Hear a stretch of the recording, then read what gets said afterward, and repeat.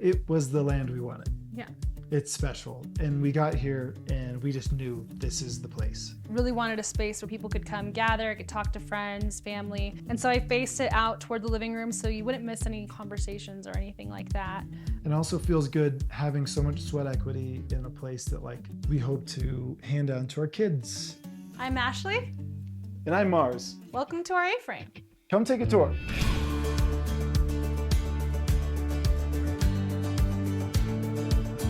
Welcome to our A-frame. This A-frame is 1,300 square feet with 28-foot high ceilings. It's 30 feet wide, 40 feet long. When you walk into the A-frame, you walk right into the living room and kitchen. It's an open floor concept. Downstairs, you have 2 bedrooms in the back with a laundry room, an art nook, as well as 1 downstairs bathroom. Upstairs, you have 1 bathroom as well, and an upstairs master bedroom, and then a loft with a reading nook. Welcome to our living room. In here we have my favorite piece of furniture. It's a giant couch.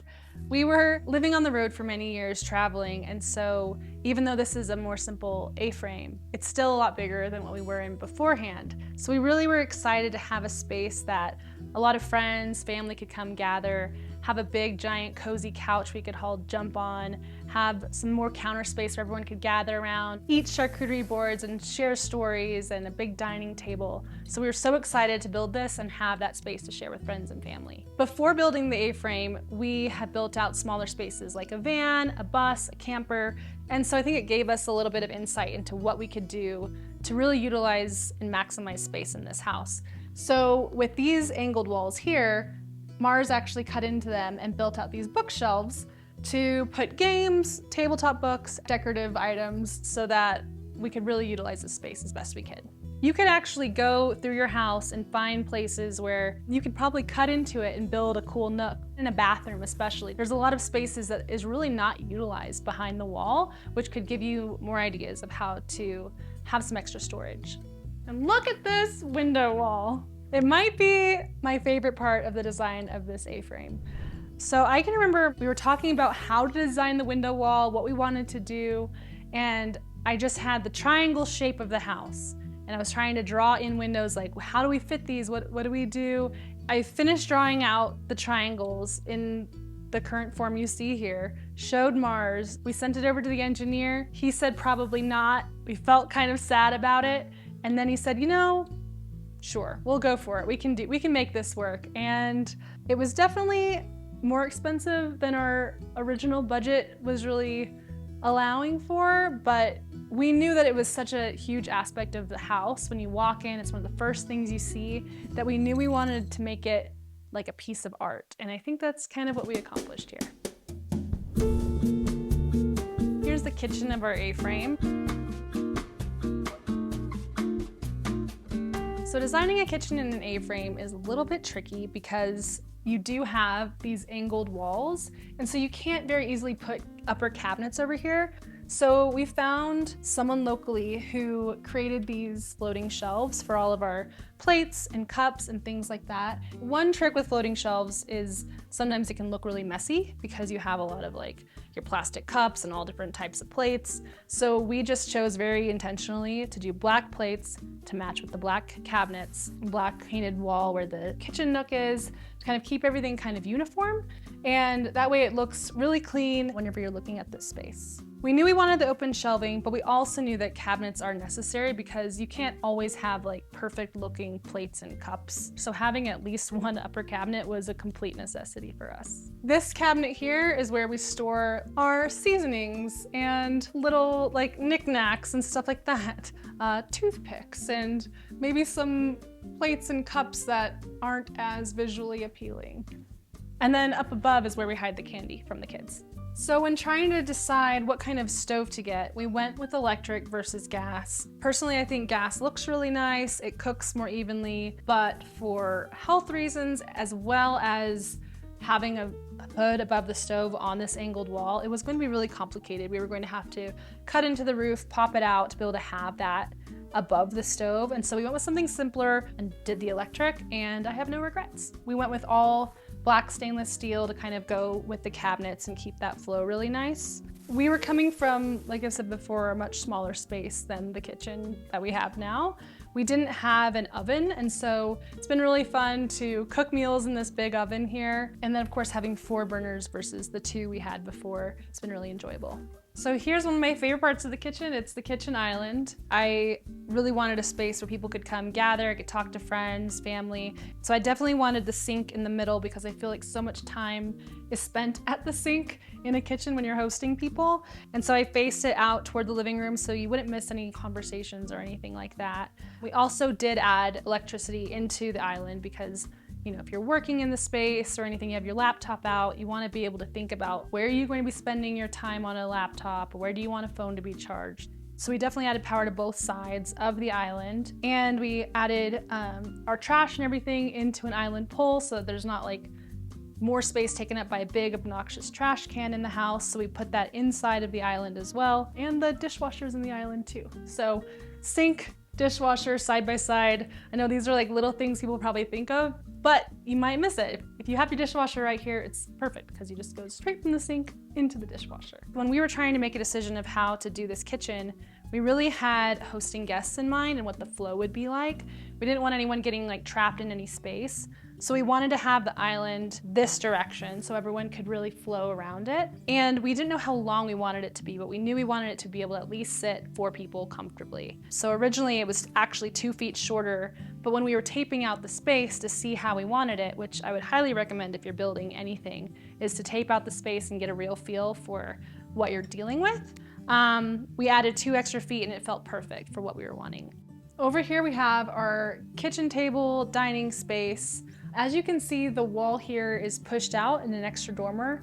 We double trussed the top because when we were first building this house, we thought if we ever do want to add on to it, it'll be really tricky if we didn't future-proof it with double trussing it ahead of time. If you don't know what a double truss is, a single truss is 1 support beam. And so double trussing is having 2 together to add that extra support. So we put up double trusses here. So in the future, we can add French doors, have it open up to like a bigger mudroom that enters to like maybe another huge living room, maybe another A-frame that's connected for like a guest house for my parents or his parents. The dining table space was designed to be right over here, like a small round table. And so opening up this space really gave us room to add an extra large table. We've hosted Thanksgivings here with friends, family.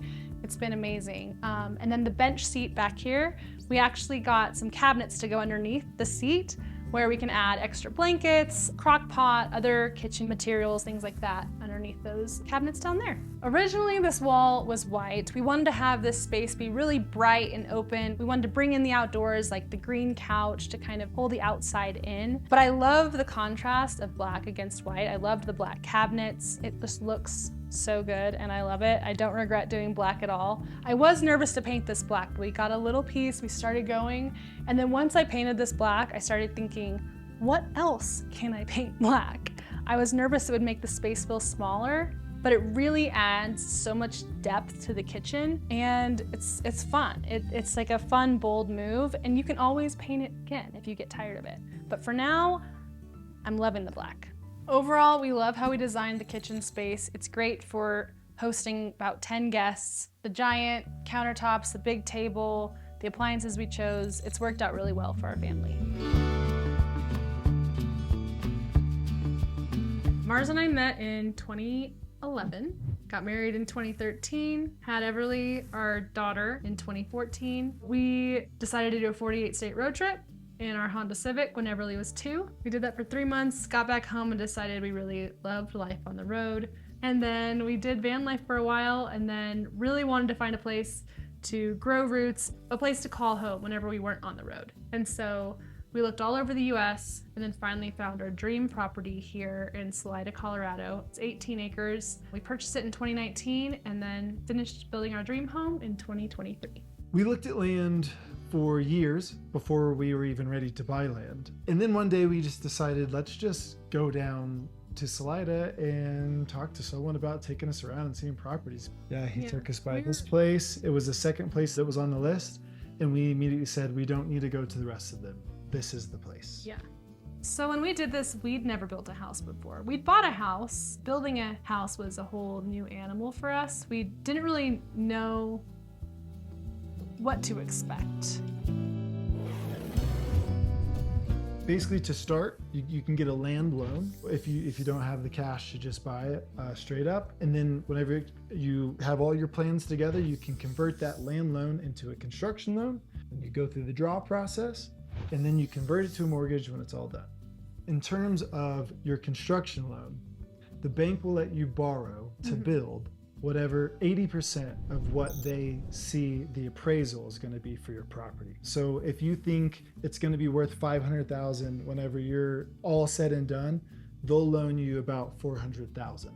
I called a contractor that our realtor had used to build his house, and I basically said, "Hey, Scott, I know enough to get myself in trouble building this house on my own, but I don't know enough to do it really, really well. And I want it done really well." And so we brought him and his crew on, and basically I worked on the crew every single day, and then the crew would go home and I would do homework. Basically I would like finish up things to make the next day faster. I would prepare things for the next day. And then if the crew didn't come for any reason, I was working on whatever it was that could be done. And so yes, we had a crew help build the house, but basically we framed it, and then it was a lot of just me from there. Ashley's dad and our dear friend came and helped with the drywall for a couple of days, and then there were weeks and weeks of tongue and groove, and it was just one thing at a time. Yeah. After this, I feel much more equipped to do other projects and stuff. I don't know what exactly is down the pipeline for that, but I definitely feel like I put in the time, I built the skill set, and that feels good. And also feels good having so much sweat equity in a place that like we hope to hand down to our kids, and hopefully our grandkids could come and be like, "We're going to the mountain house this weekend." And that feeling is just, it's a wholesome feeling for me. It feels a lot more valuable knowing that we've spent so much time and intention in every single space. The land itself for 18 acres in Salida, Colorado was $175,000. But it was the land we wanted. Yeah.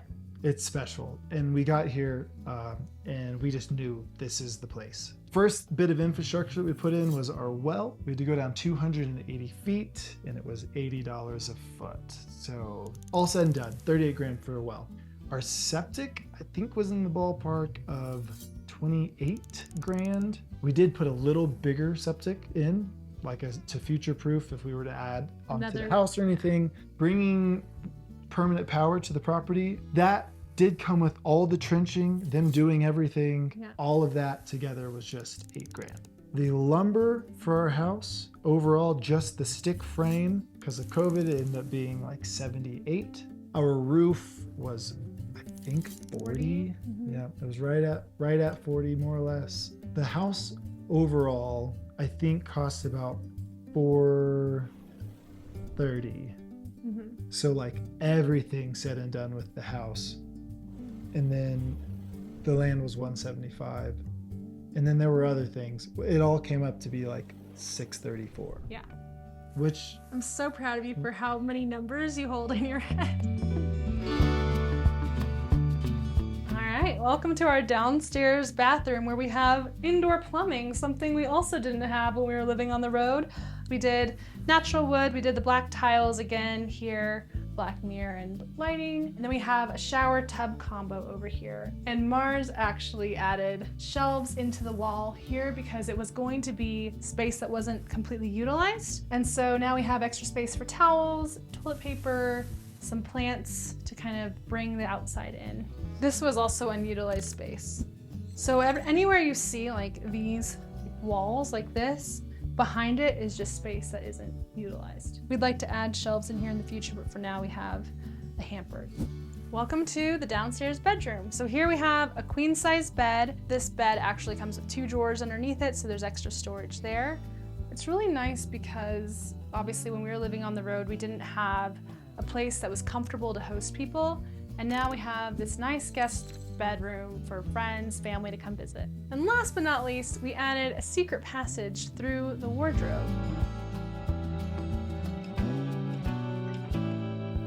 And now we're in the kids' bedroom.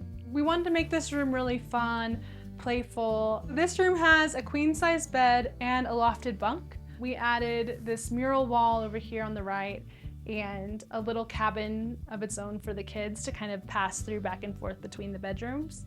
We were living on the road with Everly when she was 3 to 9, and we actually had our second child while living in the van. And so we had a special bed made for him in there as well. So giving them this like extra play space was not only special for them, but it was also really special for us. Having this space where the kids can just play and get messy and have a space of their own has been really special. It's been great for them, especially living on acreage where they just run around, play outside, find trails, find bugs, and get dirty. And they do get that time to themselves, which especially for our daughter who's getting older, she's in middle school now, it's really nice for her to have that independence. And it's been really great to watch. Here is our A-frame entryway. So in the original design, the front door was actually right here. But we live in the mountains.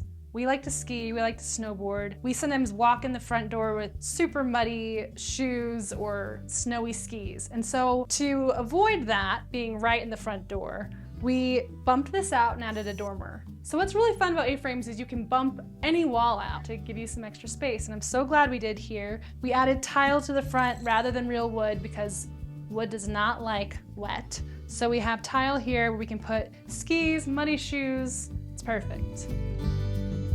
So when you come upstairs in the A-frame, this little catwalk here gives you a great view of the great room and the kitchen area, but it also gives you a little bit of space away. We're all a family of readers, especially my daughter. She loves to read. She spends all day reading, and we have lots of books.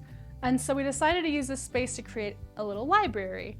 And Mars built in all of these shelves here. We added all of our books, and then I really, really, really wanted a hanging egg chair. I just think they look so fun, so cool.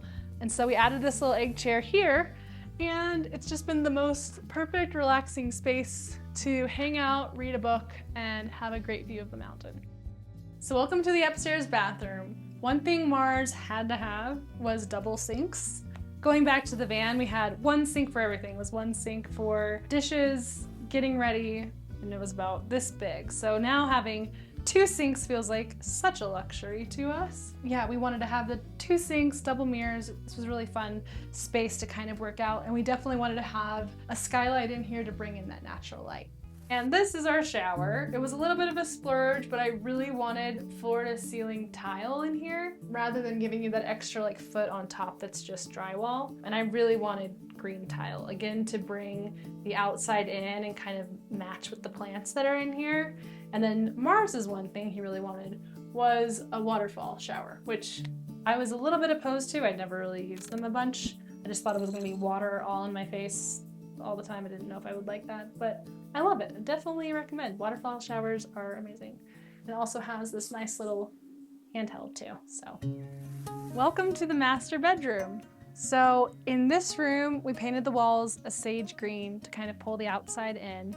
And then we kept the ceiling open just to expose the trusses in here. Really helps to make the room feel bigger. I also really wanted to do a really large window in here. We get beautiful Milky Way skies almost 100% of the time. There's very low light pollution out in Colorado where we are, and so I wanted to be able to lay in bed, be able to see the stars, and then also overlook our courtyard area if we have guests and stuff coming over. Having a king-size bed after living so small is such a luxury.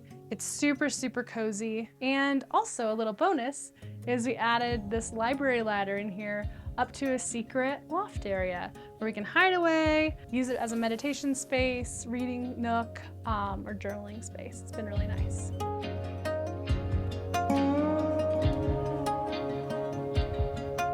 The whole purpose of building this place was not only to host our friends and our family, but also to give us a place to retreat to when we're not out on the road.